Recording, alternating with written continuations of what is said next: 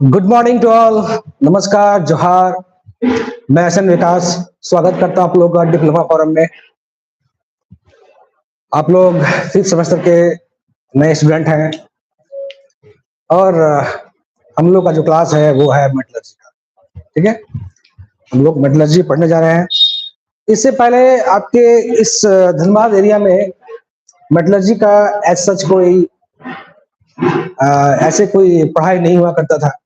ठीक है, और आप लोग बच्चे भी ऐसा महसूस करते थे जैसे कि मेटलर्जी कोई एलियन ब्रांच है, नहीं जिसके लिए ना तो कोई नोट्स है, ना कोई टीचर है, ना तो कोई स्कोप है।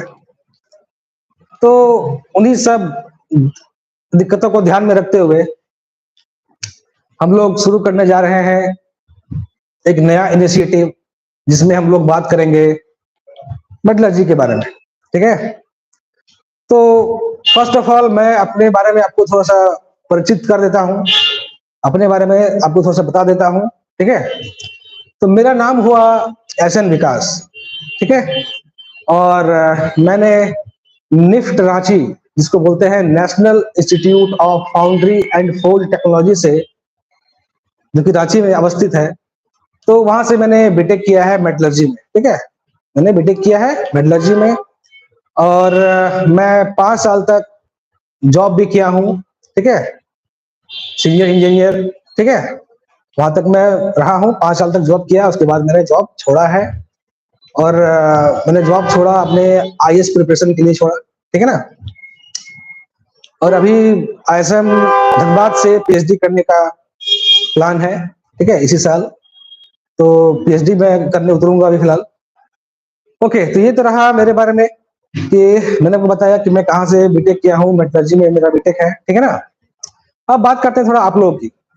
तो ऐसा नहीं है कि आपका क्लास ये फर्स्ट क्लास है। ठीक है ना, ऐसा नहीं है। आपसे पहले भी आपका एक बैच जो कि आपके सीनियर्स हैं, जो कि 6 सेमेस्टर में, जो आपका 6 सेमेस्टर में भी पास हुए, वो लोग भी पढ़े हमसे। ठीक है ना, हालांकि बहुत ज्यादा समय तो नहीं मिला उन लोगों को पढ़ाने का, मात्र 2 महीना पहले ही हम ज्वाइन किए थे, तो 2 महीने में जितना हो सका मैंने पढ़ाया। ठीक है, और काफी अच्छा भी लगा, बच्चे काफी खुश भी थे। उनमें से किसी एक बच्चे का बात मुझे आज भी याद आता है कि सर काश आप पहले आ गए होते तो हमारा मेटलर्जी अच्छा होता। बहुत अच्छी बात है, चलिए अब तो आ गए हैं। अब थोड़ा सा मैं बात करना चाहूंगा इस मेटलर्जी ब्रांच के बारे में। ठीक है, इस मेटलर्जी ब्रांच के बारे में बात करना चाहूंगा कि ऐसा अक्सर बच्चों के मन में ये धारणा होता है या धारणा बना दिया जाता है कि मेटलर्जी ब्रांच ऐसा ब्रांच है जो कि आपका मैकेनिकल से, इलेक्ट्रिकल से, चाहे सिविल से कम्पीट नहीं कर सकता। मतलब कि बहुत ही अलग टाइप का ब्रांच है। इसमें ना तो फैकल्टी मिलता है बढ़िया, ना तो नोट्स मिलता है, और ना तो कोई बढ़िया सा एक्सपोजर मिलता है, ना जॉब मिलता है। तो एक बात मैं आपको अपना पर्सनल गारंटी में आपको दे रहा हूं, मैं एक मेटलर्जिस्ट हूं, आप भी एक मेटलर्जिस्ट है। ठीक है, तो मैं आपको अपना एक पर्सनल गारंटी मैं आपको दे रहा हूं, और मेरा जो एक्सपीरियंस रहा है 5 साल का, उसके बेस पे मैं आपको बता रहा हूं कि मेटलर्जी एक ऐसा ब्रांच है जो हर ब्रांच से ज्यादा स्कोप रखता है, चाहे वो मैकेनिकल हो, सिविल हो, इलेक्ट्रिकल हो, हर ब्रांच से ज्यादा स्कोप रखता है। जॉब होने का इसमें जो गारंटी है वो 200% है, 50% नहीं, 100% नहीं, 200%। मैंने आज तक ऐसा कोई लड़का नहीं देखा है जिसने मेटलर्जी किया है, बीटेक किया है, आपका मतलब मेटलर्जी से, चाहे आपका डिप्लोमा किया है, जो कहीं पे प्लेस्ड नहीं है, चाहे गवर्नमेंट सेक्टर हो, चाहे आपका प्राइवेट सेक्टर हो। मैंने ऐसा कभी नहीं देखा है और कभी होता भी नहीं है। ठीक है, कभी नहीं होता। ये इस ब्रांच का खासियत यही है कि कोई भी बच्चा अनप्लेस्ड नहीं रहता, सबको प्लेसमेंट मिलता है। ठीक है, क्योंकि ये एरिया ही इतना बड़ा है, ये एरिया ही इतना बड़ा है। आपका इतने सारे स्टील प्लांट है, सेल, ठीक है ना, इतने सारे सेल हैं, सेल बोकारो, सेल दुर्गापुर, राउरकेला, भिलाई। ठीक है ना, आपका मतलब आपका आरआईएनएल है ना, मतलब कितने इंडस्ट्रीज हैं गवर्नमेंट में। इवन गवर्नमेंट में कितने आपकी इंडस्ट्री है जो कि आपका मेटल से डील करता है। प्राइवेट में तो एकदम भरे पड़े हैं। प्राइवेट में आपको मैं बता दूं, मैं अपने जॉब के टाइम में कम से कम 100 फाउंड्री घूमा। 100 फाउंड्री में हम विजिट किए कम से कम, और हजारों फाउंड्री तो पूरा पड़ा हुआ है पूरे इंडिया में। हजारों फाउंड्री पड़ा ही हुआ है। तो जितने इतना स्कोप हो, उस ब्रांच को आप कम कैसे आ सकते हैं? कम कभी नहीं आ सकते। और बहुत ही प्यारा ब्रांच है, बहुत ही आपको प्यार हो जाएगा मेटलर्जी से। अगर आपको प्यार नहीं हो गया तो फिर मेरा नाम एसएन विकास नहीं। ठीक है, अभी तक क्या है कि आप लोग को वो स्वाद कोई चखा ही नहीं पाए। बात इतना ही है कि मेटलर्जी इतना अच्छा ब्रांच है, और थोड़ा सा अगर आपके मन में थोड़ा सा लगता है कि कैसा ब्रांच है कैसा नहीं, इसका बस एक ही कारण है कि आपको मेटलर्जी को कोई फील नहीं करवा पाए, आपको उसका स्वाद नहीं चखा पाए। नहीं तो इतना मजेदार चीज है कि बस पूछिए मत, मजा आ जाएगा। तो मैं आपसे यही उम्मीद करूंगा कि आपके मन में कोई भी ऐसी विचारधारा ना हो कि हमारा ब्रांच किसी ब्रांच से पीछे है चाहे कम है। जी नहीं, आपका ब्रांच बहुत अच्छा है, आप इससे प्यार करेंगे। और एक और बात, मेरा पर्सनल एक्सपीरियंस है कि जो भी बच्चे मेटलर्जी लिए होते हैं और आगे जाके इंडस्ट्री में इंटर करते हैं, उनका प्रमोशन रेट आपको पता है? किस रेट से, किस स्पीड से उनका प्रमोशन होता है? आप अगर टाटा मोटर में जाते हैं, ठीक है ना, एज एन इंजीनियर जाते हैं, जूनियर इंजीनियर जाते हैं अगर आप, तो विद इन 10 साल के अंदर, 10 साल के अंदर आप यहां नहीं, आप यहां रहे। इतना ग्रोथ होता है।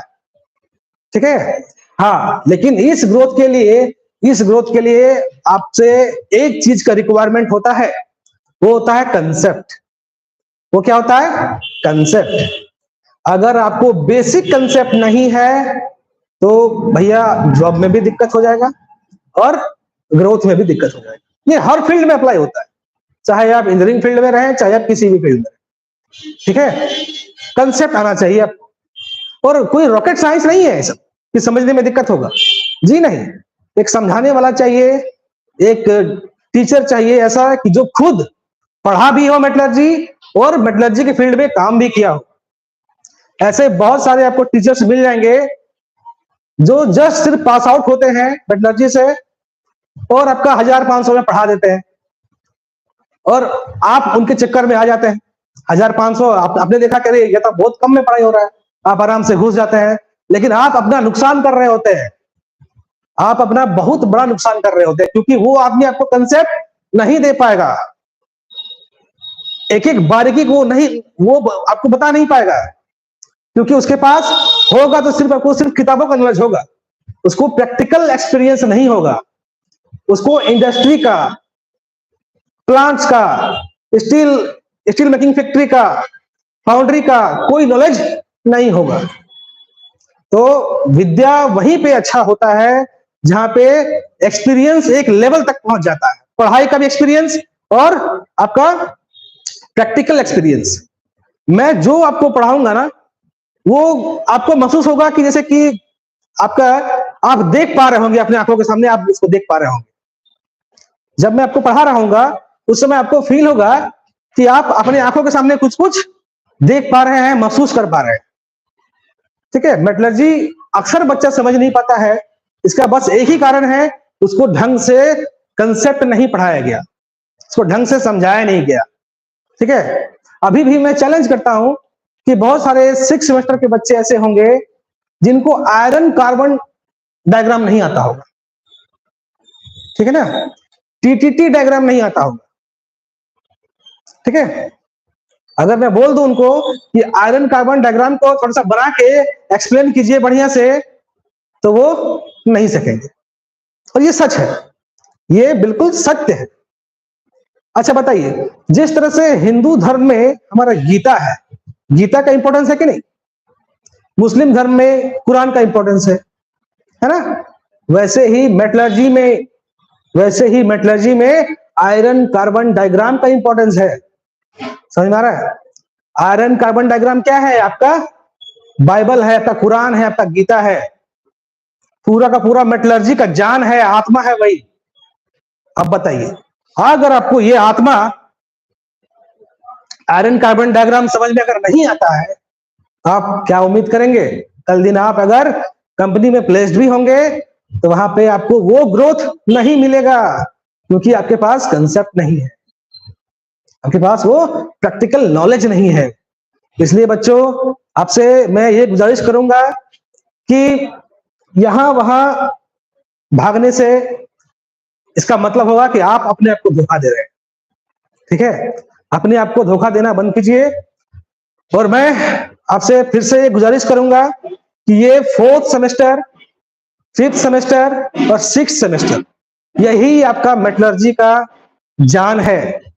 आपका डिप्लोमा जो आप पढ़ रहे हैं मेटलर्जी में, अगर 4th semester, 5th semester, 6th semester, ये 3 सेमेस्टर अगर आपने ढंग से पढ़ लिया, एकदम पूरा बढ़िया कंसेप्ट के साथ, ये मेरा पर्सनल गारंटी है कि आपको कोई रोक नहीं पाएगा, आपको कोई रोक नहीं पाएगा, चाहे वो सेल का एग्जाम हो, चाहे आपका टाटा स्टील का एग्जाम हो। ठीक है, अगर ये 3 आपका सेमेस्टर बढ़िया गया, बढ़िया से आपने एकदम कंसेप्ट क्लैरिटी पढ़ लिया है, बढ़िया से प्रैक्टिकल नॉलेज है आपको बढ़िया से, तो आपको कोई रोक नहीं सकता। ठीक है, तो इतना मैंने आपको एश्योर कर दिया है। ठीक है, अब आपकी मर्जी है कि आप अपने साथ क्या करना चाहेंगे। क्या आप ऊंचाइयों तक पहुंचना चाहेंगे मेटलर्जी के फील्ड में, कि क्या आप जस्ट जैसे तैसे पार कर देना चाहते हैं? सब आपके हाथ में है, आपका फ्यूचर आपके हाथ में है। मैं आया हूं आपको सिखाने, आपको रास्ता दिखाने। ठीक है, और फिर से मैं बात बोल रहा हूं कि मैं आया हूं आपको मेटलर्जी से प्यार कराने। लास्ट तक अगर आपको मेटलर्जी से प्यार नहीं हो गया तो फिर मेरा नाम ऐशन विकास है। ओके, चलिए, तो हम लोग देखते हैं, आगे बढ़ते हैं। ठीक है बच्चों, तो जैसा कि आपका 5th सेमेस्टर में आपका सिलेबस हम लोग देखेंगे पहले कि हमारा सिलेबस क्या क्या है, हमें क्या क्या पढ़ना है। ठीक है ना, तो हम लोग उसको देखते हैं कि हमें क्या क्या पढ़ना है।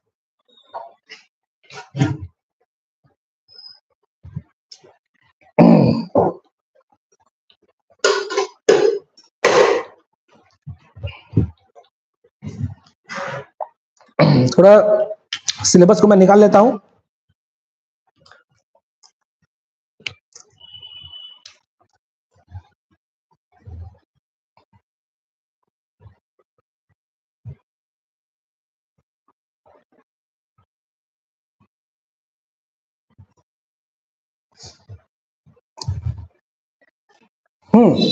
तो देखिएगा, आपको पढ़ना है, पहला जो आपका टॉपिक है या तो चैप्टर है, वो है आपका material management and quality control.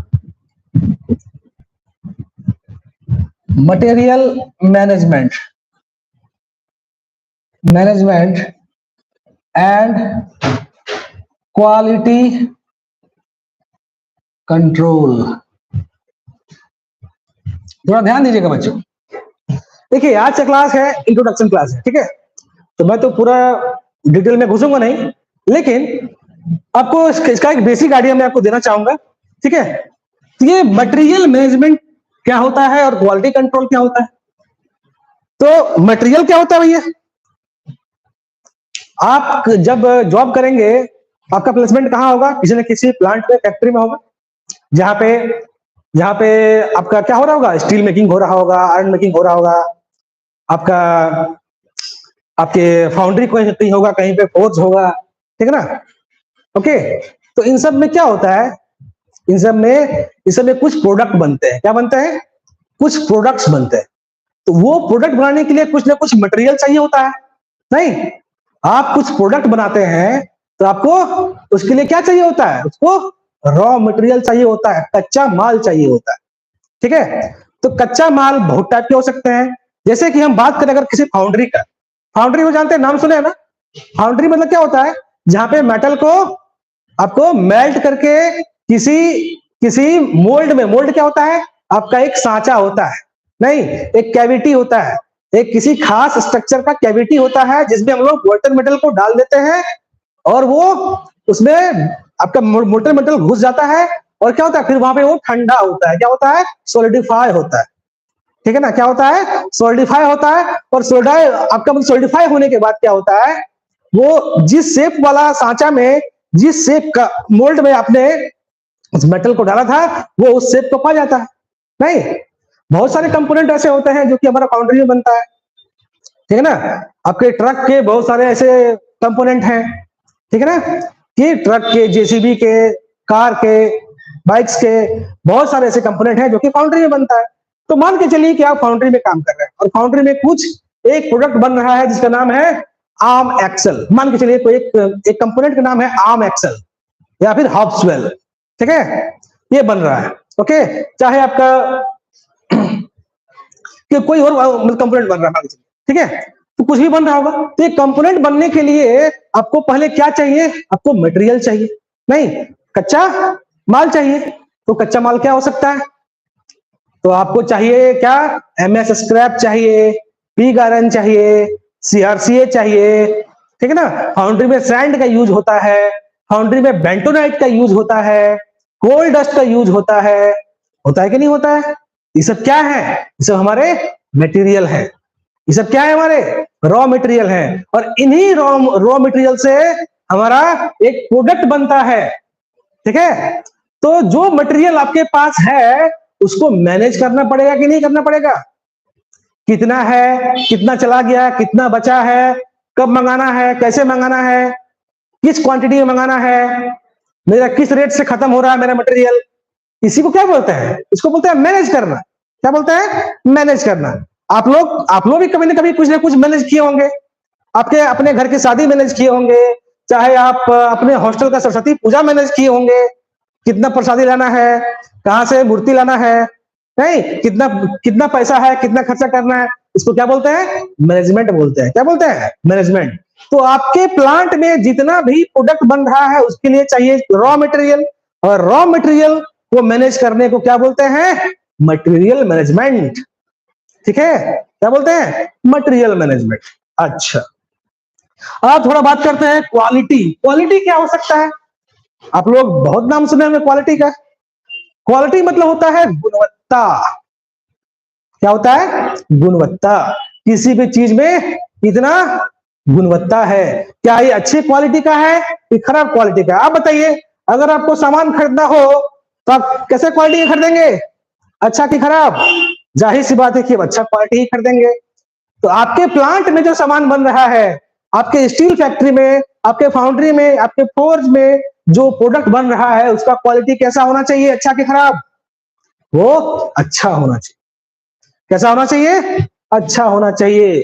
तभी कोई कस्टमर आपसे खरीदेगा, और जब कस्टमर आपसे खरीदेगा तभी आपके कंपनी का मुनाफा होगा, तभी आपका ग्रोथ होगा, ठीक है ना।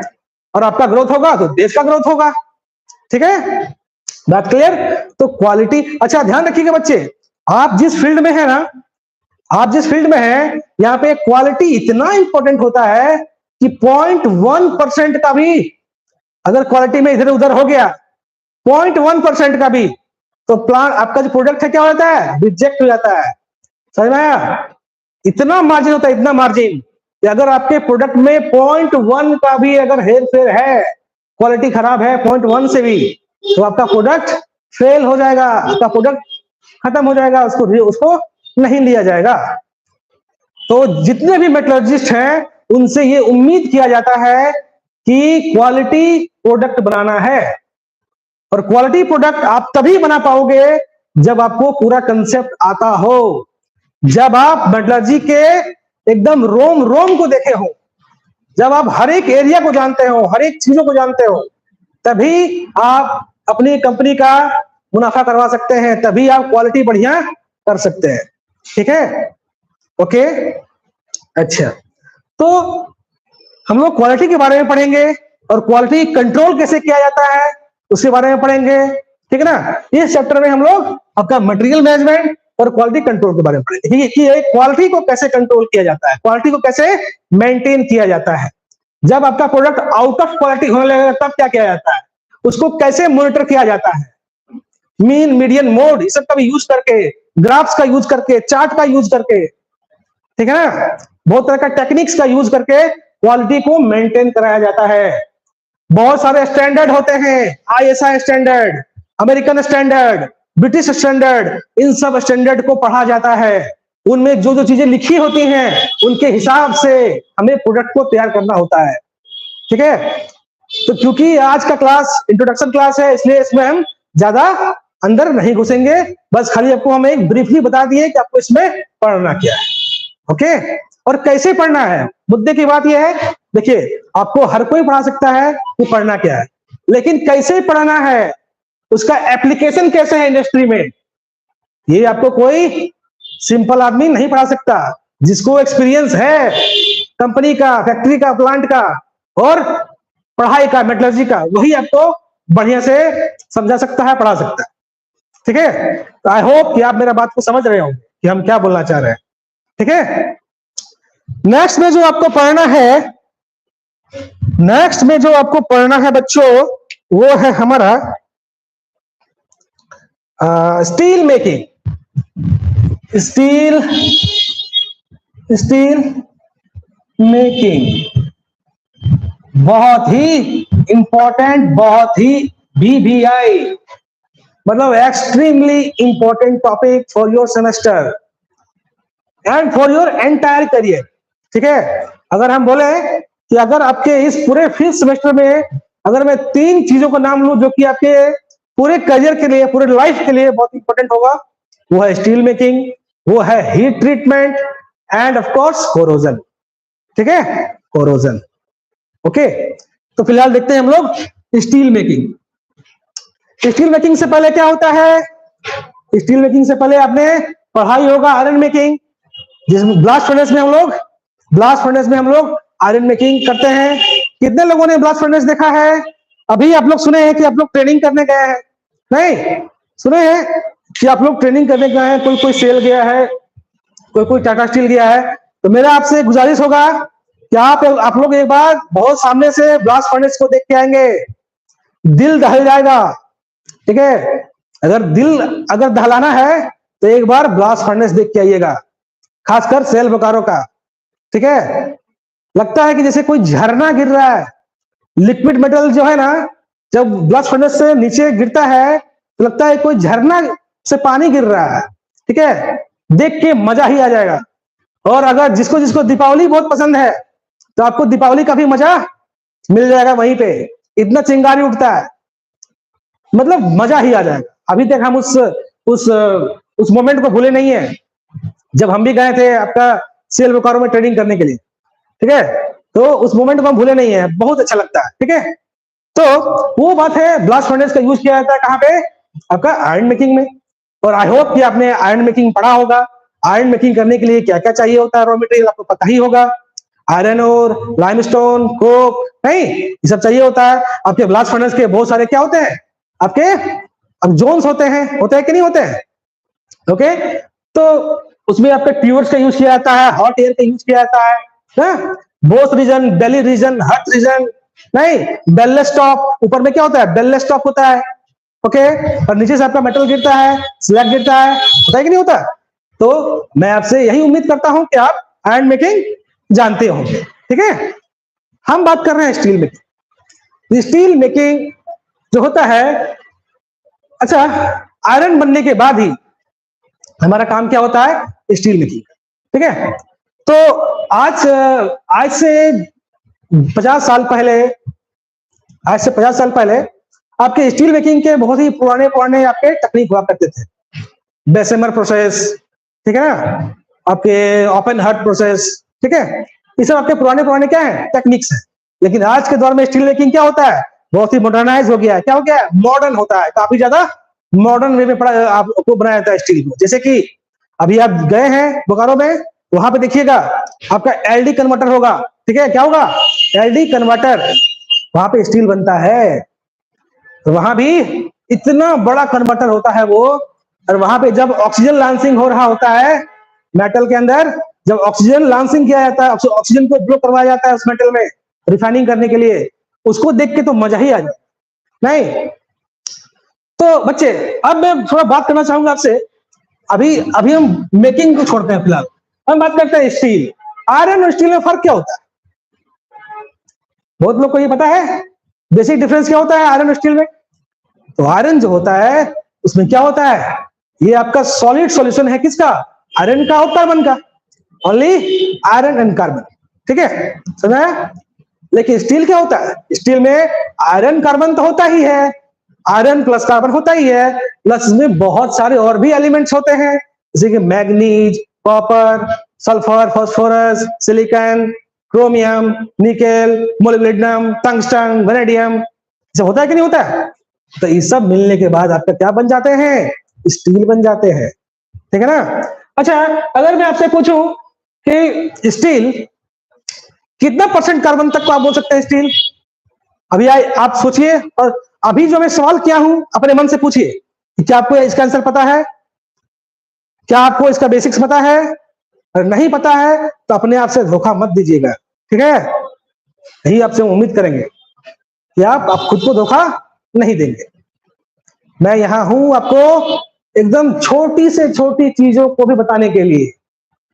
बच्चा कहां पे कंफ्यूज होता है, कहां पे उसको प्रॉब्लम हो सकता है, क्या उसको समझने में दिक्कत होता है, ये बात हम समझते हैं, ठीक है? ओके, तो मैं बात कर रहा था कि अगर हम स्टील को देखते हैं तो कितना परसेंट कार्बन तक आप बोल सकते हैं स्टील है? कितना परसेंट को? तो आपका 2.14% तक के कार्बन अगर है उसमें, आप उसको बोल सकते हैं स्टील बोल सकते हैं। उसके बियॉन्ड है, तो अगर 2% से बियॉन्ड है कार्बन, तो क्या बोलेंगे? उसको कास्ट आयरन बोलते हैं। क्या बोलते हैं? कास्ट आयरन बोलते हैं, ठीक है? आपके स्टील के टाइप्स क्या होते हैं? स्टील के टाइप क्या होते हैं? आपका होता है plane carbon steel, plane carbon steel, ठीक है ना? उसमें भी क्या होता है टाइप? तो आपका होता है low carbon steel, medium carbon steel, high carbon steel. अब बोलेंगे सर आप क्या क्या बोल रहे हैं, इतना इतना चीज, low carbon, medium carbon, high carbon. जी हाँ, अगर आपका कार्बन का परसेंटेज अगर 0.25 से कम है तो उसको हम क्या बोलेंगे? Low carbon steel. जहां पे आपका कार्बन का परसेंटेज आपका 0.25 से लेके 0.6 तक है, उसको हम क्या बोलेंगे? Medium carbon steel. और आपका वही 0.6 से लेके आपका 1.2 है, इसको हम क्या बोलेंगे? हाई कार्बन स्टील बोलेंगे। बोलेंगे नहीं बोलेंगे? अच्छा, आपके स्टील के और भी टाइप होते हैं। ये तो हो गया आपका प्लेन कार्बन स्टील। आपका फिर आपका टूल स्टील भी होता है। क्या होता है? टूल स्टील, जिससे टूल्स बनते हैं, जैसे कि आपका हाई स्पीड स्टील। क्या होता है? High speed steel, carbide steel, ठीक है ना? Cold worked steel, hot worked steel, ठीक है ना? ओके, ये हो गया टूल स्टील। आपके एक और टाइप होता है स्टेनलेस स्टील, ठीक है? स्टेनलेस स्टील, इसमें क्या होता है? आपका क्रोमियम निकल होता है बहुत ज्यादा मात्रा में, नहीं? वो होता है क्या? Stainless steel. अब स्टेनलेस स्टील का क्या होता है भैया? तो आपका ferritic stainless steel, austenitic stainless steel, martensitic stainless steel. आपके मन में आ रहा होगा, अरे बाप रे, ये सब क्या है? Ferrite, pearlite, martensite, austenite, ledeburite, bainite. बच्चों, अब इन सब वर्ड से दोस्ती कर लीजिए। क्या मैं बोल रहा हूं? इन सारे वर्ड से, कौन से वर्ड?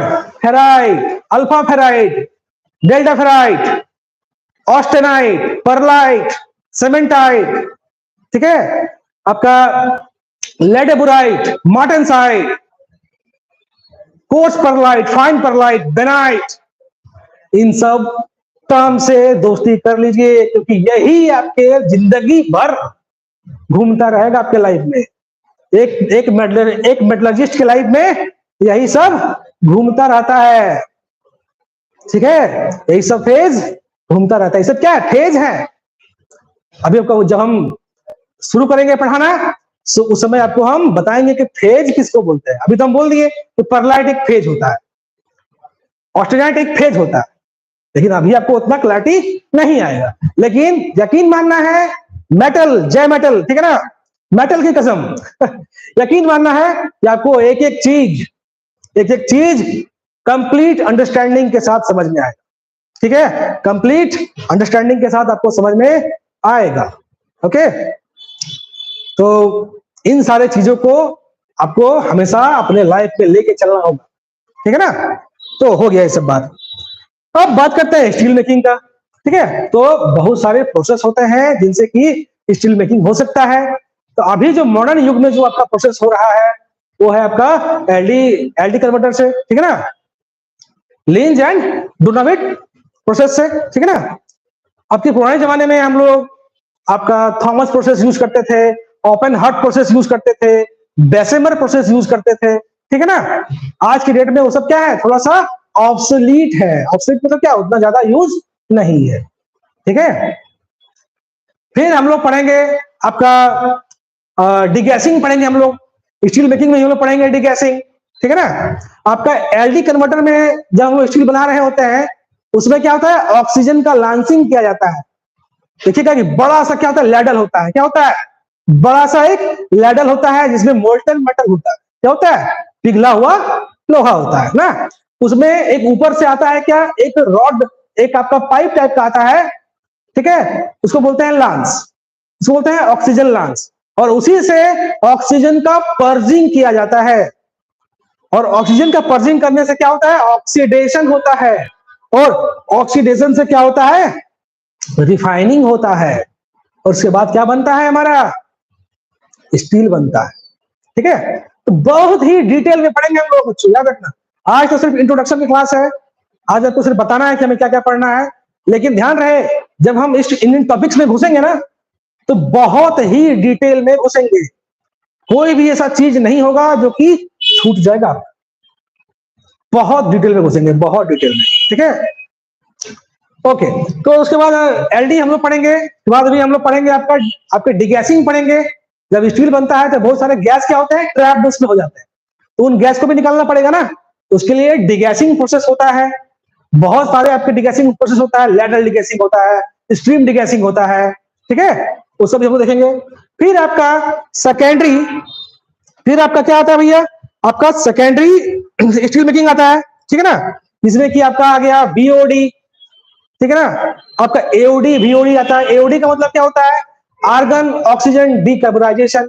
सेकेंडरी स्टील मेकिंग का मतलब क्या होता है, सेकेंडरी स्टील मेकिंग में हम लोग क्या करते हैं, एक्सट्रीम लेवल तक रिफाइनिंग करते हैं। ठीक है, बहुत ही लेवल से ऊपर तक रिफाइनिंग किया जाता है। ओके, तो इसके भी बहुत सारे प्रोसेस होते हैं, जैसे कि एओडी, इसका फुल फॉर्म क्या होता है, आपका argon oxygen decarbonisation. BOD vacuum oxygen decarbonisation. ठीक है ना, तो ये सब क्या होते हैं, हमारे बहुत सारे प्रोसेस होते हैं। ऐसा ही आपका होता है ईएसआर, ये आपका इलेक्ट्रोस्लैग रिमेल्टिंग, इलेक्ट्रोस्लैग रिमेल्टिंग। ठीक है, तो बहुत तरह के प्रोसेस हैं, जब हम लोग पढ़ेंगे तो एक एक करके सब पढ़ेंगे। ठीक है, एक एक करके हम लोग सब पढ़ेंगे। अब थोड़ा आते हैं हम लोग नेक्स्ट में, इसमें आते हैं, नेक्स्ट में आते हैं। थोड़ा मैं पानी पी लूं, थोड़ा मैं पानी पी लेता हूं थोड़ा।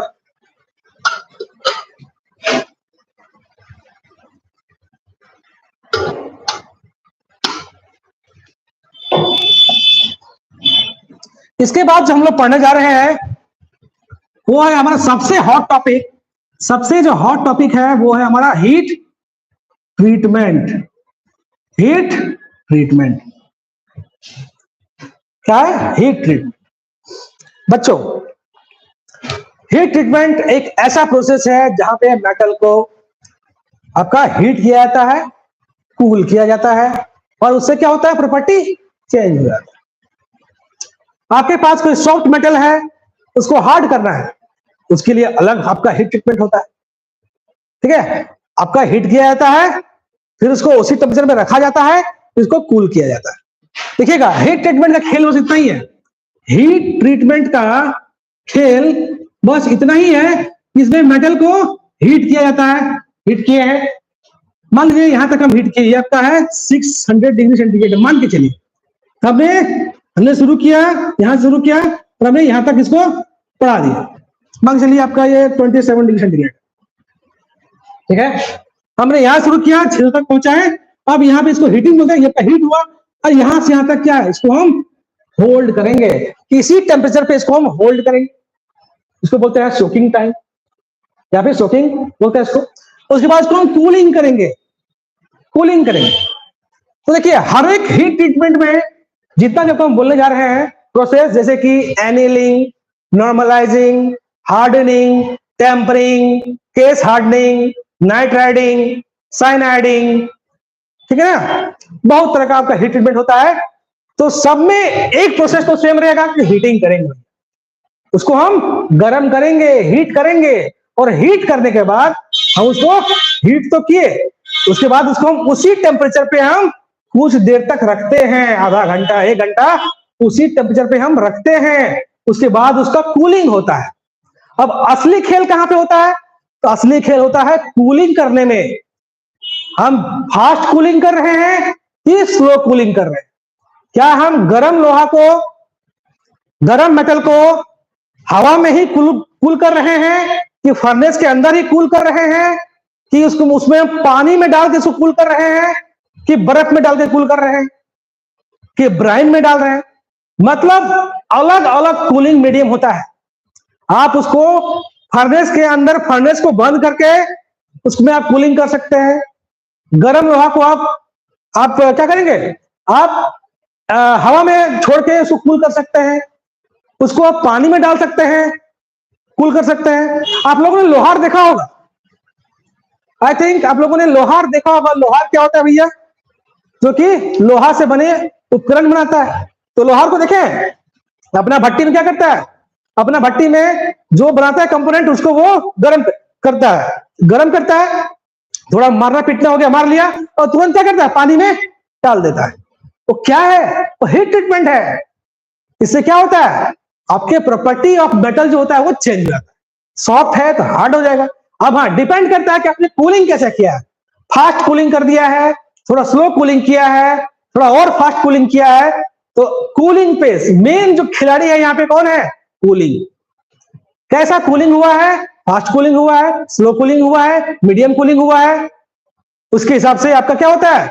स्ट्रक्चर चेंज हो जाता है, माइक्रो स्ट्रक्चर चेंज हो जाता है, प्रॉपर्टी चेंज हो जाता है। अगर कोई सॉफ्ट मेटल है, उसको हम चाहेंगे हार्ड करना, उसको हम हार्ड कर सकते हैं गर्म करके, उसी उसी उसी टेम्परेचर में रख के, फिर उसको हम क्या करेंगे?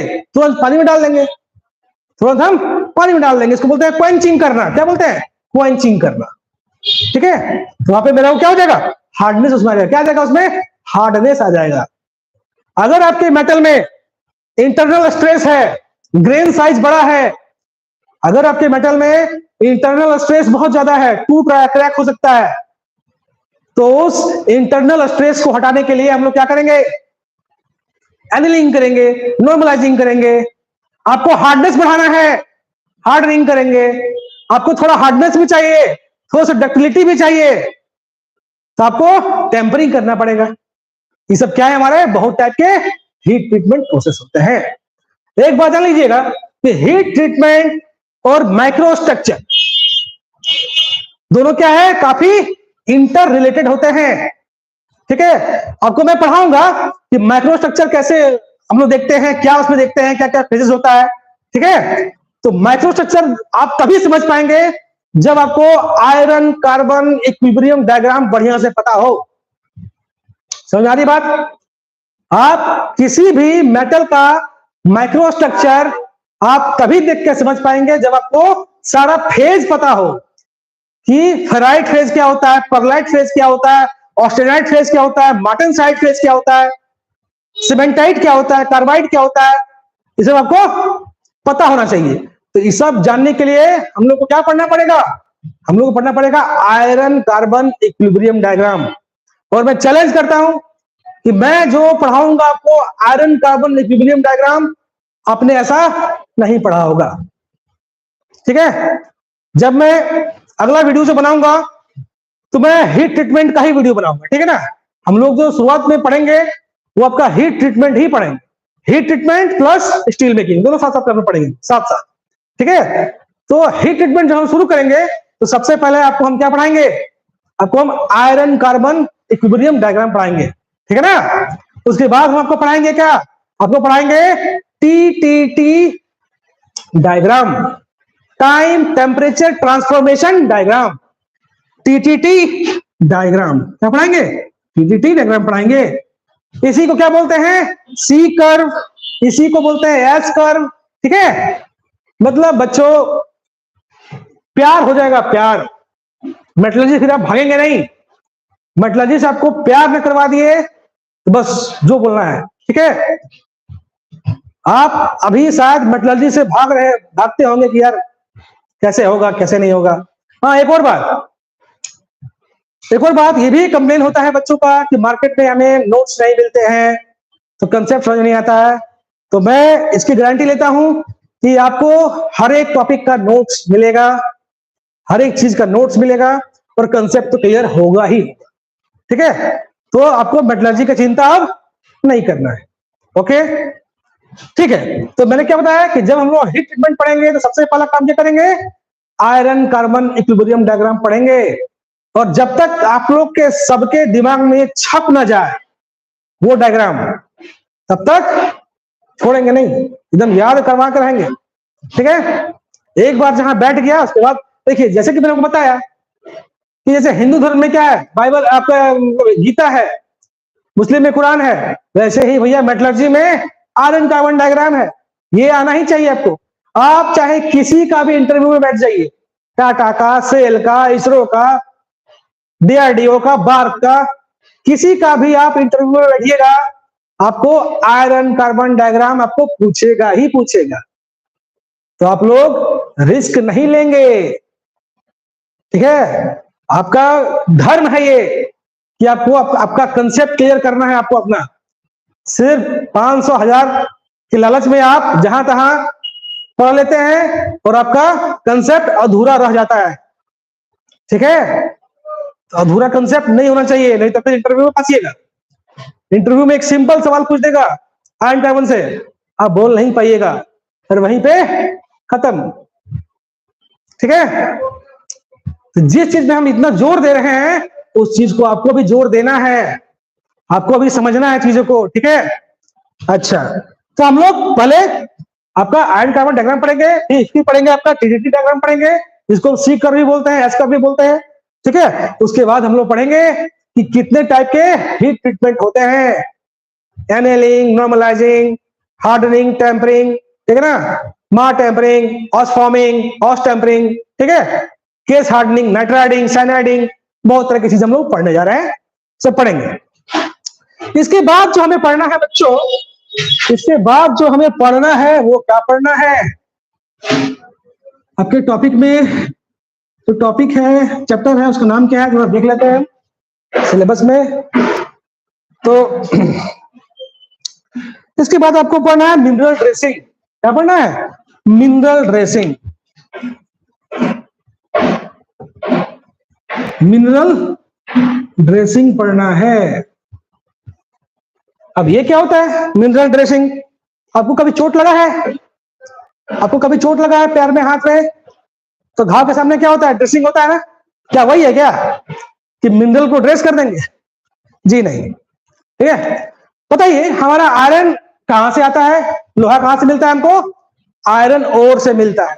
कहां से मिलता है, आयरन ओर से मिलता है। अब आयरन ओर जो होता है वो आपका जहां से माइनिंग किया जाता है उसको बोलते हैं आयरन ओर माइन, बोलते हैं, बोलते हैं कि नहीं बोलते हैं, ओके। तो हर एक एलिमेंट का क्या होता है, अपना एक ओर होता है, क्या होता है, अपना एक ओर होता है जिससे कि आपका मेटल को निकाला जाता है। ओर किसको बोलते हैं, ये क्या होता है, एक सब्सटेंस होता है। और क्या होता है, it is a substance from which a metal is extracted through various process, ठीक है। तो क्या होता है, ओर होता है। तो जो भी, जैसे मान के चले कि मेरा आयरन ओर है ना, कौन सा ओर है हमारा, आयरन ओर है। अच्छा, आयरन ओर क्या होता है, नाम क्या होता है, हेमेटाइट, मैग्नेटाइट, सीडराइट, इल्मेनाइट, नहीं, ये सब क्या होते हैं, हमारे आयरन ओर होते हैं। क्या होते हैं, आयरन ओर होते हैं। तो आयरन ओर जो हम लोग जब माइनिंग करते हैं उसका, जब हम लोग खदान से निकालते हैं आयरन ओर को, तो इतना बड़ा बड़ा क्या निकलता है, ढेका निकलता है, इतना बड़ा ढेला निकलता है। तो आप उसको यूज कर पाएंगे अपनी कंपनी में, अपने फैक्ट्री में, नहीं कर पाएंगे। इतना बड़ा बड़ा ढेला निकलेगा, उसको आप यूज नहीं कर पाएंगे, ओके। प्लस एक और चीज कि और के साथ साथ उसमें क्या होता है, उसमें तो एक और में, जैसे कि आपका हेमेटाइट, क्या हेमेटाइट है, ये आपका क्या है, हेमेटाइट, ठीक है ना, हेमेटाइट है। तो हेमेटाइट में आयरन तो है, आयरन तो है, लेकिन साथ में बहुत सारी अशुद्धियां भी हैं, बहुत सारे क्या है, अनवांटेड पार्टिकल्स, इसको गैंग बोलते हैं। क्या बोलते हैं, गैंग बोलते हैं, ओके। तो हमें क्या वो गैंग चाहिए, हमें क्या वो अशुद्धियां चाहिए, नहीं। तो जितना हमसे हो सके हम पहले ही इसको हटा देना चाहते हैं। हम अपने ओर से जितना भी हम हटा सकते हैं, जैसे कि कभी देखें धान जब हम खेत से धान लेके आते हैं तो हम लोग धान को फटकते हैं कि नहीं फटकते हैं? ऐसे ऐसे करते हैं, देखे किसी को? जो मतलब कि कंधा में धान लेता है, उसको फटकता है, जितना आपका उसमें जो चोका होता है सब बाहर निकल जाता है और आपका नीचे धान गिर जाता है। हम लोग उसमें क्या कर रहे हैं? हम लोग धान को उसके अशुद्धि से अलग कर रहे हैं। कर रहे हैं कि नहीं कर रहे हैं? धान को उसके अशुद्धि से अलग कर रहे हैं। और में भी जितनी अशुद्धियां हैं, जितने भी गैंग है, हम उसको हटाना चाहते हैं। उसको हम क्या करना चाहते हैं? हटाना चाहते हैं। तो वो कैसे हटेगा भैया? उसी का तो नाम है मिनरल ड्रेसिंग। उसी का नाम क्या है? Mineral dressing. तो मिनरल ड्रेसिंग में क्या करते हैं हम लोग? तो अगर और का साइज बड़ा बड़ा है, एकदम ढेका ढेका है, उसको तोड़ा जाता है। उसको तोड़ा जाता है और छोटे छोटे साइज में उसको किया जाता है। जब छोटा साइज होगा तभी उसको आप ब्लास्ट फर्नेस में यूज कर पाएंगे। इतना बड़ा बड़ा अगर यूज कीजिएगा तो हो ही नहीं पाएगा। नहीं, इतना बड़ा बड़ा ढेगा का यूज कीजिएगा आयरन ओर का तो कोई फायदा नहीं है। उसको तोड़ना पड़ता है छोटे छोटे टुकड़ों में, तभी आप उसको यूज कर पाएंगे। तो शेप और साइज को बदला जाता है मिनरल ड्रेसिंग में, ठीक है। अशुद्धियों को भी हटाया जाता है मिनरल ड्रेसिंग में, ठीक है ना। और कहीं कहीं थोड़ा सा केमिकल नेचर को भी चेंज किया जाता है आपका मिनरल ड्रेसिंग में, ठीक है। तो मिनरल ड्रेसिंग का उद्देश्य क्या हो गया? मिनरल ड्रेसिंग का उद्देश्य हो गया तो भैया हम जो ओर है मेरा, जिस मेटल का ओर है, उसको हम यूज होने के लायक बना दे। जैसे कि हेमेटाइट है, हेमेटाइट आयरन ओर है, आयरन ओर में हमको कहां यूज करना है? कहां यूज करना है हमको? हमें उसको यूज करना है ब्लास्ट फर्नेस में। अब ब्लास्ट फर्नेस में यूज करने से पहले हमें उसको यूज के लायक बनाना पड़ेगा, छोटे छोटे टुकड़ों में तोड़ना पड़ेगा, जितना भी दिख रहा है अशुद्धि उसको दूर करना पड़ेगा, तब जाके वो बढ़िया से यूज हो पाएगा, उससे हम लोग मेटल को निकाल पाएंगे। यही है आपका मिनरल ड्रेसिंग। इसके बहुत सारे क्या होते हैं? टेक्निक्स होते हैं, जिगिंग, टेबलिंग, फ्लोटेशन, ठीक है ना। और भी बहुत सारे प्रोसेस होते हैं, ग्रेविटी कंसंट्रेशन, ठीक है ना, okay, heavy media separation, okay, jaw crusher. तो बहुत सारे क्या है टेक्निक्स है, जैसे कि हम लोग क्या करते हैं? मिनरल ड्रेसिंग करते हैं। आई होप कि आपको मिनरल ड्रेसिंग का गोल, ऑब्जेक्टिव, पर्पस समझ में आ गया, ठीक है। इसके बाद जो आपको पढ़ना है वो पढ़ना है हमारा, क्या पढ़ना है भैया? तो कोरोजन पढ़ना है। क्या पढ़ना है? कोरोजन पढ़ना है। कितने लोग जानते हैं कि लोहा में जंग लगता है? कितने लोग जानते हैं लोहा में जंग लगता है, चाहे किसी और मेटल में जंग लगता है? वो जंग लगना क्या है? वो कोरोजन है। तो कोरोजन को क्या बोल सकते हैं हम? कि deterioration and the damage of the surface of the metal. Deterioration और the damage of the surface of the metal due to various environmental condition is called corrosion. अगर आपका वातावरण में नमी बहुत ज्यादा है, आर्द्रता, नमी, मॉइस्चर ज्यादा है, आपका नमक ज्यादा है, सैलिनिटी ज्यादा है, तो वहां पे जंग लग जाता है, लोहे में जंग लग जाता है, उसको बोलते हैं रस्टिंग। और रस्टिंग भी क्या है? एक टाइप का क्या है? कोरोजन है। रस्टिंग भी क्या है? एक टाइप का कोरोजन है। तो कोरोजन का मतलब क्या होता है? कि अगर मेटल के सरफेस में डैमेज हो जाए, मेटल का क्वालिटी गिर जाए, वो खराब होने लगे, किसके कारण से? तो इन्वायरमेंटल कंडीशन के कारण से, मॉइस्चर हो, आपका सैलिनिटी हो, स्ट्रेस हो, इन सब कारण से अगर मेटल डैमेज होने लगे, खराब होने लगे, उसको हम क्या बोलेंगे? कोरोजन बोलेंगे। क्या बोलेंगे? कोरोजन बोलेंगे, ठीक है। बात क्लियर?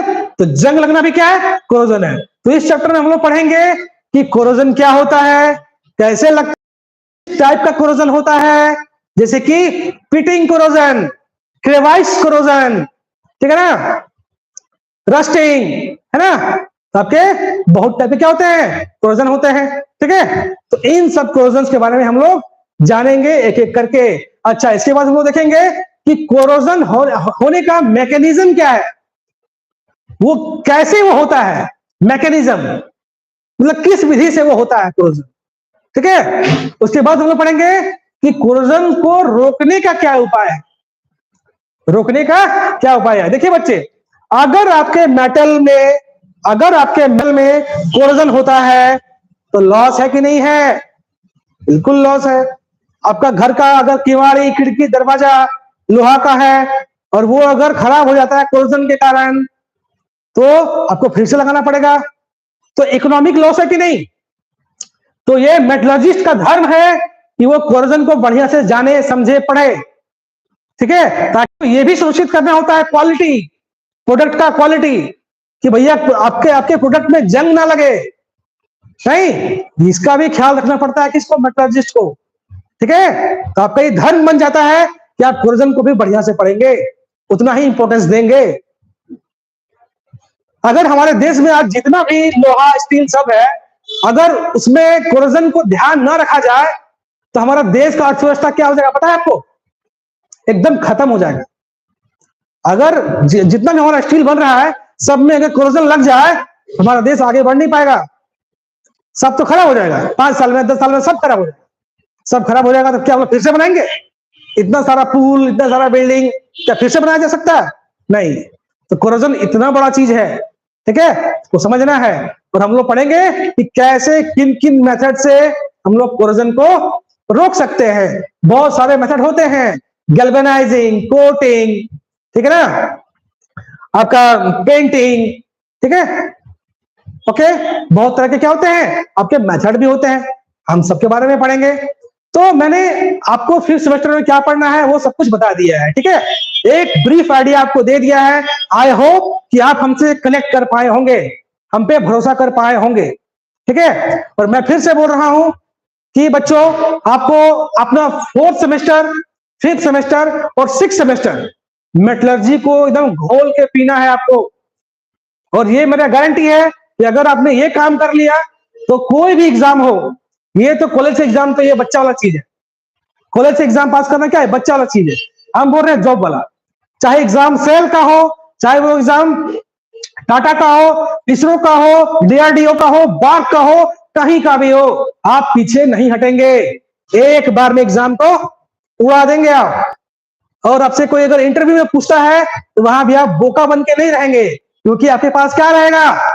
आपके पास मेटलर्जी का पावर रहेगा, ठीक है, ओके। तो जितने भी बच्चे आज तक मेटलर्जी को कमजोर ब्रांच समझते थे, चाहे किसी और ब्रांच की तुलना में कम आंकते थे, वो सब अपनी आंखें खोल ले। मेटलर्जी बहुत कुछ कर सकता है, बहुत बड़ा फ्यूचर है इसका, बहुत बड़ा एरिया है इसका, ठीक है। और हम एक मेटलर्जी के शिष्य हैं और जीवन भर रहेंगे, ठीक है। और आप भी मेटलर्जी की सेवा करेंगे। तो जय मेटल, मिलते हैं हम लोग नेक्स्ट वीडियो में। और आपको वीडियो कैसा लगा आप रिएक्शन जरूर देंगे, अपना अपना रिस्पॉन्स जरूर देंगे, और साथ चलिए, मजा आएगा, ठीक है। टेक केयर, बाय बाय, जोहार।